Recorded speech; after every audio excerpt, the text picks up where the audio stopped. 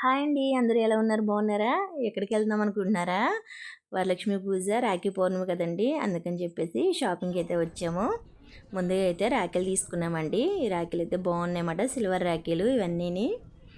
ఇవి ఒక్కొక్కటి ఒక్కొక్క కాస్ట్ పడినవి. ఒక 1000, 700, 800 అలా ఉన్నాయండి ఇవైతే. ఇవైతే కిట్స్ మాట. పసుపు, కుంకుమ, అక్షింతలు, ఒక కిట్ క్యాట్ చాక్లెట్, రాఖీ వచ్చాయి. ఇదైతే 750 అంటండి కిట్టు. ఇవి కూడా చూసాము.